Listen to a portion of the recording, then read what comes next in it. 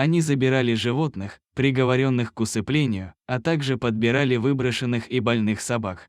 Все началось с Диева. Собаке было уже 15 лет, когда его жизнь, по счастливой случайности, оказалась спасенной в самый последний миг. Леа Баттл приехала в приют в Коста-Рике, чтобы купить собачий корм, как вдруг услышала диалог между двумя работницами. «Помню, это был конец дня», — рассказывает Леа.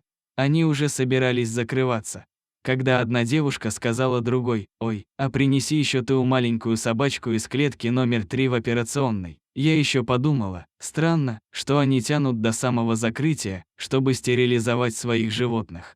Но седенького шнауцера Диева вовсе не собирались стерилизовать, его хотели усыпить. Когда Леа поняла это, то настояла, чтобы собачку отдали ей. Они говорили: «Нет, он старый, он больной». Но я ответила, что если он проживет еще хотя бы неделю, то будет рад. Что эту неделю у него был дом и любящая хозяйка. Диева прожил не неделю, а почти 5 лет, и все это время он не отходил от Лии. Пес не был единственным, кого спасла женщина. Она ездила по разным местам и старалась спасти как можно больше жизней. Люди оставляли их на погибель, в приютах опускали руки, но Лиа не привыкла сдаваться. Силу ее духа укрепляла помощь любимого мужа Альвара.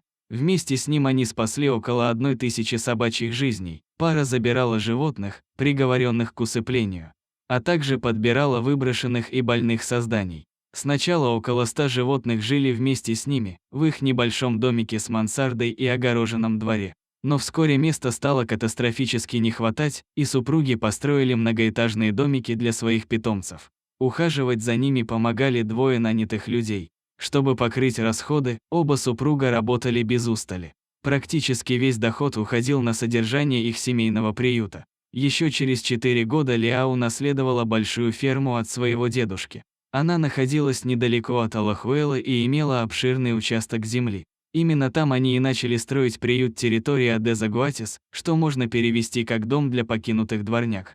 На сегодняшний день в приюте живут около 700 собак, хотя немногим ранее их количество колебалось между 900 и 1000. Про домашний приют стали узнавать люди, и многие из них уже приезжали туда, чтобы обрести своих любимых питомцев. Мы каждому даем имя, и, как правило, оно шутливое, а не гламурное, улыбается Леа.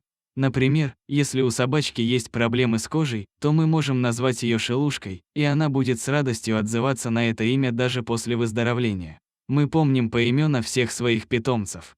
У собак здесь много места, и они живут свободно. Некоторые любят бегать вокруг дома, другие прячутся под деревьями в лесистой части, а третьи предпочитают смотреть на всех сверху вниз, с холма. И только на ночь помощники загоняют их в жилой корпус, где тепло и сухо. Баттл любит то, что она делает.